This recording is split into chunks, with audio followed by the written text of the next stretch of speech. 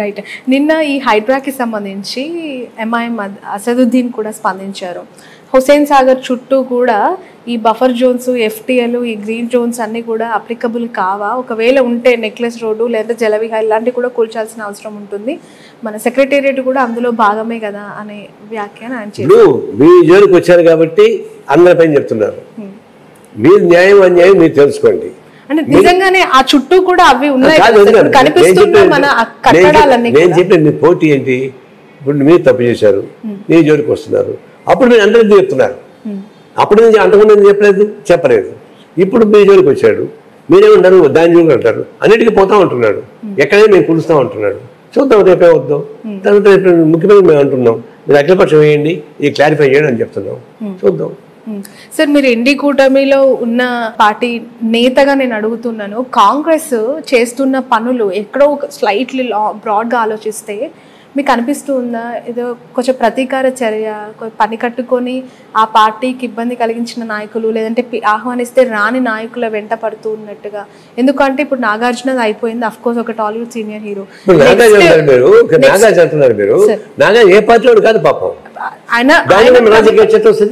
ఆయన ఒక ప్రముఖ హీరో, అది పక్కన పెడితే కూల్చాల్సిన ఇంకా అక్రమ కట్టడాల లిస్ట్ ఉంది అని చెప్పి లీకులు ఇస్తూ ఉన్నారు. అందులో ఒక మల్లారెడ్డి, ఒక పల్లా రాజేశ్వర్ రెడ్డి, ఒక అసదుద్దీన్ ఓవైసీ కాలేజ్, ఇలాంటివన్నీ వినిపిస్తూ ఉన్నాయి. కట్టారు కదా, కట్టుకున్నారు కదా. కాంగ్రెస్ పార్టీకి సంబంధించిన ఎవరివి లేవా సార్? ఓన్లీ బీఆర్ఎస్ ఉన్నాయండి. నేను అది కూడా చెప్తానమ్మా, ఎవరిది ఉండినా మీరు ఖాళీ చేయించండి.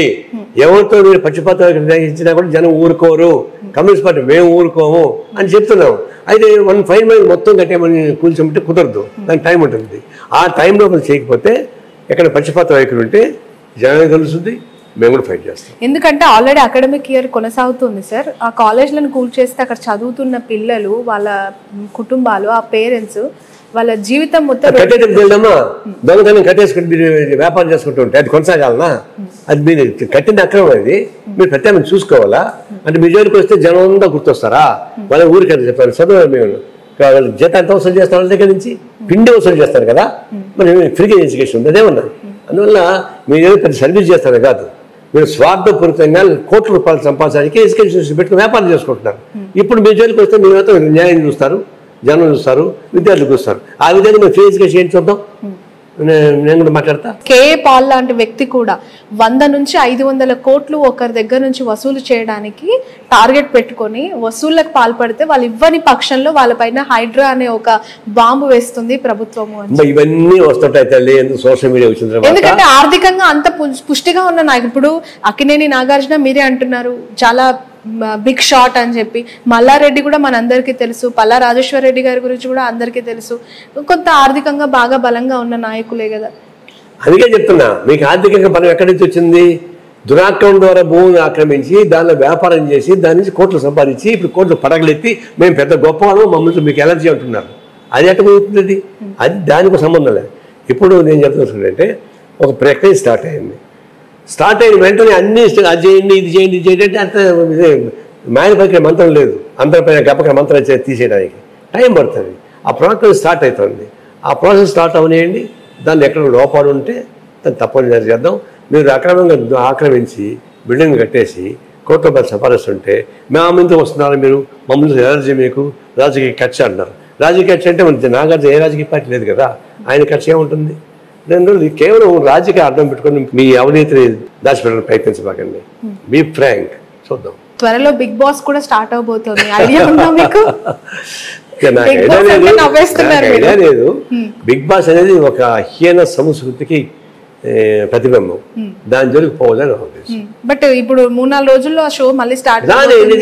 నాగార్జున గారిని తప్పించాలి అని బాబు డిమాండ్ చేస్తున్నారు. నాగార్జున కాబట్టి ఎవరు వచ్చినా కూడా మేము అదే మాట అంటాం. నాగార్జున స్థానంలో ఎవరు వచ్చినా మేము అదే మాట అంటాం. ఎందుకంటే నువ్వు గొంగళ కూర్చొని శుద్ధులు చెప్తాడు కూర్తుంది, అందువల్ల ఎంత మంచివాడు కూడా అనిపెడితే ఆ ఫిలాసఫీనే హీనమైన ఫిలాసఫీ, అనైతిక ఫిలాసఫీ. దాని జోలికి పోబాకండి, సమాజానికి చెడు సంకేతాలు ఇస్తాయి అని చెప్పి చెప్తున్నాము.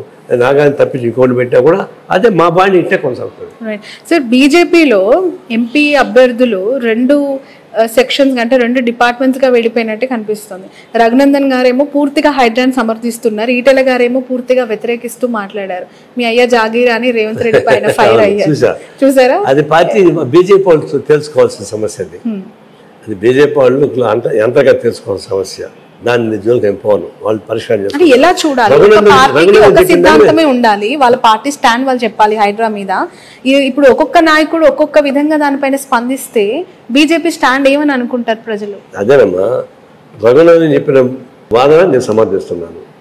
ఆయన బీజేపీ అని కాదు, ఆయన చెప్పింది కరెక్ట్. అది వాళ్ళ పార్టీ వాళ్ళు దాన్ని వ్యతిరేకిస్తున్నారు. అది వాళ్ళ పార్టీ వాళ్ళు తెలుసుకోవాల్సిన సమస్య. అది మేము దాన్ని జోక్యం పుచ్చుకోలేము. Right sir.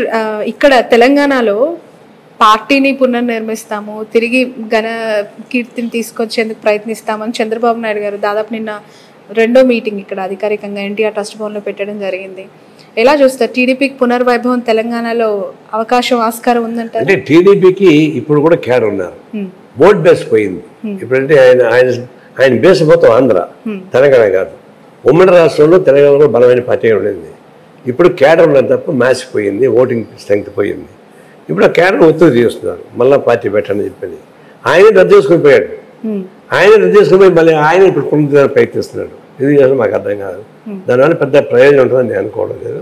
సరే, వాళ్ళు ప్రయత్నం చేసుకోవచ్చు, తప్పే ఉంది. ఎవరిబడి అట్ రైట్స్ చేసుకుంటున్నారు, కానీ అది పెద్దగా సక్సెస్ అవుతున్నది అనే అభిప్రాయం నాకు లేదు. అంటే ఏపీలో అధికారంలో ఉండడం వల్ల ఇక్కడ కొంత ఫోకస్ పెడితే కొంత పుంజుకోవచ్చు అనే అదే సెట్ బ్యాక్. ఏపీలో అధికారం ఉంది కాబట్టి ఇక్కడ సెట్ బ్యాక్ వస్తుంది, ఎందుకంటే ప్రతి కంపారిజన్ వస్తుంది. అందువల్ల దీనిలో వాళ్ళకి భవిష్యత్తులో నష్టం తప్ప లాభం ఉండదు. అయితే వాళ్ళ పార్టీ వాళ్ళు స్థాపించుకుంటుంటే నేనే అబ్జెక్షన్ పెట్టాను కదా, పెట్టుకోవచ్చు. Right, thank you so much Narayana గారు, మీ వాల్యుబుల్ టైం ఇచ్చినందుకు థ్యాంక్స్ అలాట్. ఇది మొత్తానికి నాగార్జున ఖచ్చితంగా కబ్జా చేశాడు, అక్కడ క్లియర్ కట్గా నేను వెళ్ళి చూస్తే కనిపిస్తుంది అని చెప్తున్నారు. ఇంతకాలం కూడా వసూలు చేసిన అమౌంట్ కూడా తిరిగి వెనక్కి తీసుకునే ప్రయత్నం చేయాలి. హైడ్రా నిష్పక్షపాతంగానే పనిచేస్తే బాగుంటుంది, అలా పనిచేస్తుందని కూడా ఆశిస్తున్నాను అంటున్నారు. That's all for now.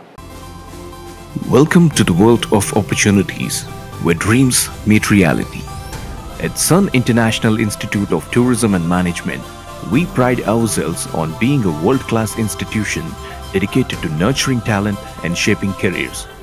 Sun International, Hyderabad, Visakhapatnam.